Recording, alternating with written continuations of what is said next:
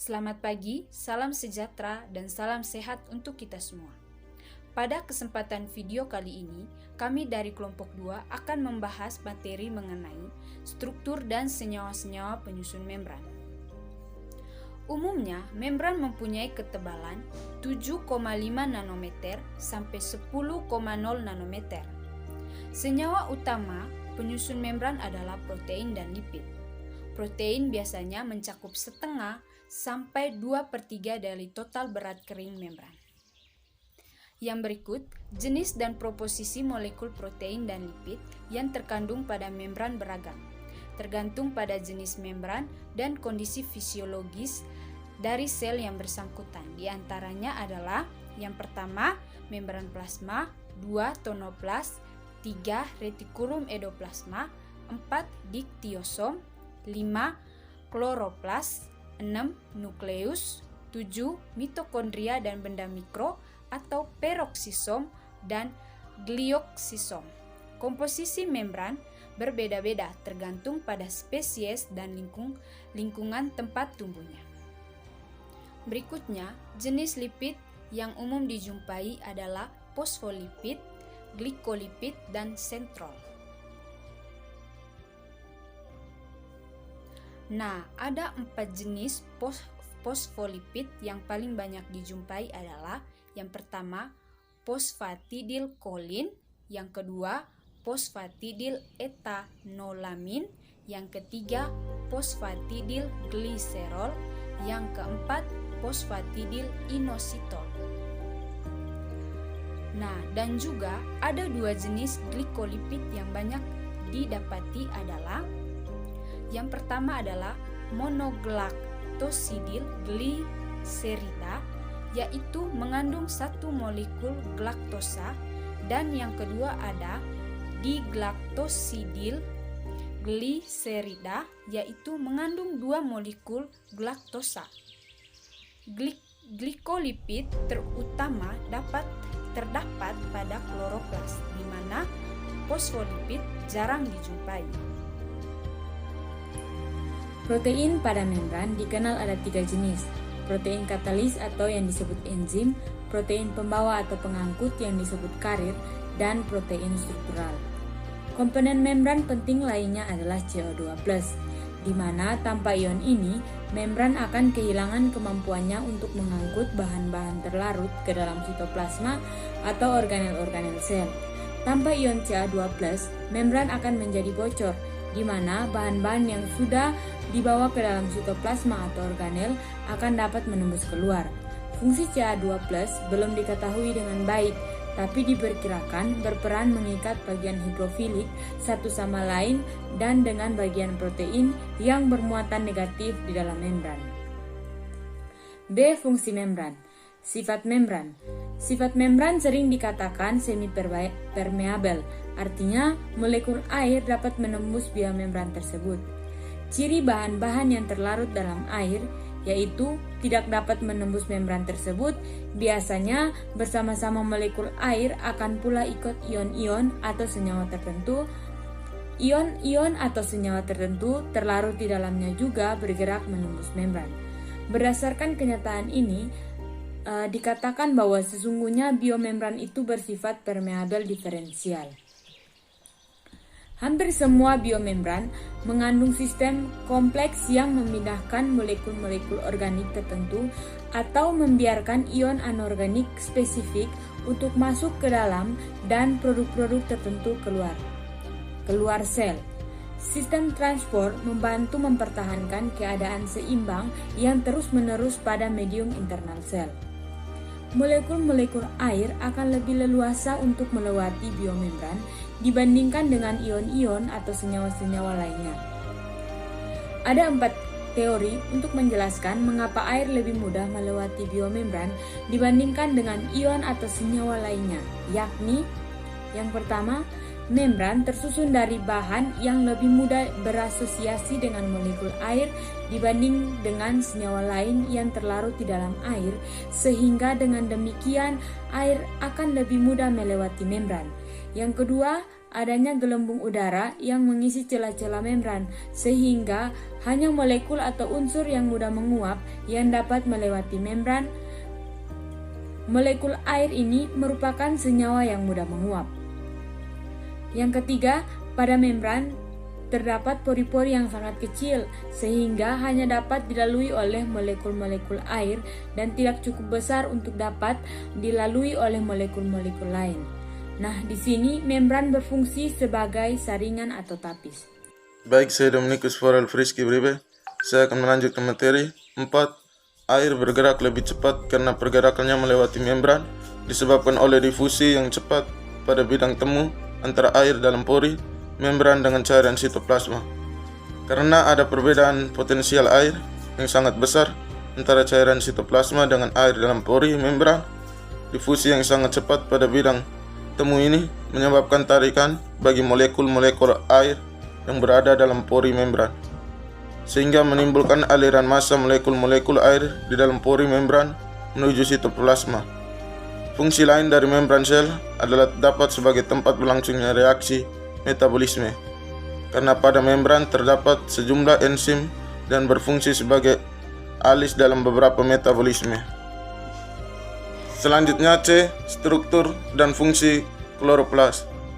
Pertama, kloroplas adalah sebuah plastida yang mengandung klorofil dan berfungsi sebagai tempat berlangsungnya proses fotosintesis. Yang kedua, kloroplas juga merupakan sebuah organisme yang memiliki membran dan hanya ditemukan pada sel tumbuhan. Dan kloroplas merupakan tempat pembuatan klorofil pada tumbuhan diproduksi. Struktur kloroplas. Kloroplas mempunyai beberapa struktur yang terdapat di dalamnya, yaitu 1. Membran luar, berfungsi untuk mengatur keluar juga masuknya pada saat cair dan saat padat. Selanjutnya, ruang antar membran, berfungsi sebagai pemisah ruang antara membran luar dan membran dalam, tebalnya kira-kira 10 mm, 10 nanometer. Selanjutnya, membran dalam berfungsi sebagai penghalang antara sitosol dan stroma. Selanjutnya, tilakoid berfungsi sebagai tempat untuk reaksi terang dan berperan untuk menangkap energi cahaya matahari. Selanjutnya, stroma, membran bagian dalam yang membungkus cairan kloroplas, berfungsi sebagai tempat berlangsung suatu reaksi gelap. Yang ketujuh adalah granul. Granul merupakan sekumpulan tilakoid yang bertumpuk-tumpuk seperti uang logam. Yang kedelapan, DNA plastida. DNA plastida merupakan gen pembawa sifat pada plastida yang berfungsi untuk replikasi kloroplas atau pembelahan sel kloroplas. Yang kesembilan adalah ribosom. Ribosom berfungsi sebagai terjadinya proses sintesis pada sebuah protein. Arti ribosom, struktur dan fungsi ribosom. Yang kesepuluh adalah plastoglobula. Plastoglobula merupakan senyawa kimiawi yang terkandung pada kloroplas. Senyawa ini merupakan lipid yang berbentuk globul. Yang ke-10 adalah patih. Patih merupakan hasil dari fotosintesis yang disimpan dalam bentuk amilum. Yang berikut adalah fungsi kloroplas. Fungsi utama dari kloroplas adalah sebagai tempat terjadinya proses fotosintesis. Dalam proses fotosintesis ini, karbon dioksida akan berubah menjadi gula, yaitu suatu sumber energi kimia dan sebagai makanan bagi tumbuhan. Pada proses fotosintesis, membutuhkan cahaya sebagai sumber energi, menggunakan CO2 dan air yang akan menghasilkan oksigen dan karbohidrat. Berikut adalah struktur mitokondria. Struktur mitokondria terdiri dari membran luar, membran dalam, ruang antar membran, dan matriks yang terletak di bagian dalam membran, ribosom, kristal, oksisom, inklusi, dan DNA. Baik, saya Adrianus Balamakin. Saya ingin melanjutkan materi D. Struktur dan fungsi mitokondria. Mitokondria merupakan organel tempat berlangsungnya fungsi respirasi sel pada makhluk hidup. Fungsi mitokondria yang pertama, tempat berlangsungnya respirasi sel. Fungsi utama mitokondria ialah respirasi sel. Respirasi sel ialah proses kimiawi untuk melepaskan energi yang tersimpan dalam glukosa. Energi yang digunakan untuk pemecahan glukosa disediakan oleh molekul-molekul ATP. Proses ini terdiri dari glikolisis, siklus Krebs, dan transport elektron. Fungsi yang kedua dari mitokondria yaitu menghasilkan energi dalam bentuk ATP. Fungsi mitokondria ialah menghasilkan energi, maka makanan yang dikonsumsi akan dipecah dalam bentuk molekul seperti karbohidrat atau lemak untuk kemudian dikirim ke mitokondria. Nantinya akan dihasilkan molekul ATP melalui proses fosforilasi oksidatif. Bagian E, organel sel lainnya. A, retikulum endoplasma. Pada banyak sel, retikulum endoplasma mempunyai kantong kempis yang berlapis-lapis. Retikulum endoplasma yang ditempeli banyak ribosom disebut retikulum endoplasma kasar, sedangkan yang tidak beribosom dan sering berbentuk pipiah disebut retikulum endoplasma halus. Retikulum endoplasma banyak mensintetis dirinya sendiri, termasuk sterol dan fosfolipid yang menjadi bagian penting dari semua membran. Dengan kata lain, retikulum endoplasma merupakan sumber dari sebagian besar membran yang dibuat dari sel. Fungsi lainnya adalah mengangkut enzim tertentu dan protein lain menembus membran plasma dan keluar dari sitoplasma dalam proses sekresi. B. Nukleus. Nukleus dikelilingi oleh dua membran, di mana ketebalan membran luar adalah 7,5 sampai 10 nanometer, sedang sedikit lebih tebal dari membran dalam yang tebalnya 7,5 nanometer. Kedua lapis membran ini dipisahkan oleh ruang prenukleus yang lebarnya 10 sampai 40 nanometer, sehingga tebal seluruh membran nukleus ialah 25 sampai 57 nanometer. Membran nukleus mempunyai banyak pori atau bersegi 8 dan berdiameter kira-kira 70 nanometer. Membran dalam dan membran luar menyatu membentuk pinggiran pori yang dipertahankan bentuknya oleh suatu bahan sehingga terjadi struktur yang disebut annulus. Bahan itulah yang mengisi pori dan adanya terowongan sempit di tengah-tengahnya. Terowongan ini nampak seperti terisi sejumlah partikel yang seukuran dengan subunit ribosom yang tersangkut dalam perjalanan dari nukleus ke sitoplasma. Partikel yang lebih besar dari 10 nanometer tidak dapat melewati pori tersebut. Vakuola atau tonoplas, membran tunggal yang sangat penting pada sel tumbuhan dan sel cendawan, adalah membran yang menyelimuti vakuola atau tonoplas. Tonoplas berfungsi mengangkut zat terlarut keluar masuk vakuola, jadi mengendalikan potensial air. Pada dasarnya tonoplas berasal dari retikulum endoplasma, tapi diduga melalui perangkat Golgi. Kadang retikulum endoplasma mengimbung langsung membentuk vakuola. Retikulum endoplasma, struktur retikulum endoplasma. Retikulum endoplasma menyampaikan kantong kempis yang berlapis-lapis. Retikulum endoplasma yang ditempeli banyak ribosom disebut retikulum endoplasma kasar, yang tidak di ribosom dan sering berbentuk pipi disebut retikulum endoplasma halus.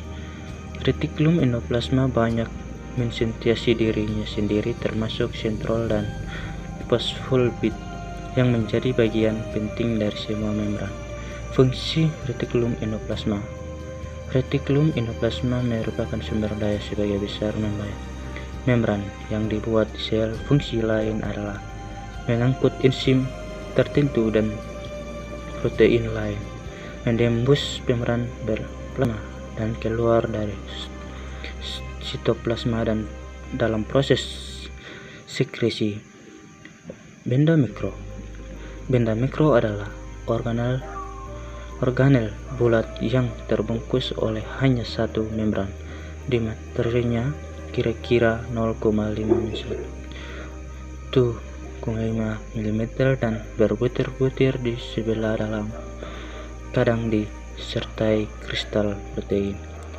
Benda mikro yang penting ada 2 jenis proteasium menyuburkan asam glikolat yang dihasilkan di fotosintesis mundur ulang melalui kembali ke kloroplas. Gloksium guraikan lemak menjadi karbohidrat selama dan sudah berkembang. Baik, saya akan melanjutkan materi oleosom. Struktur oleosom. Yang pertama, bulat dan diselimuti oleh setengah membran yang mungkin berasal dari retikulum endoplasma.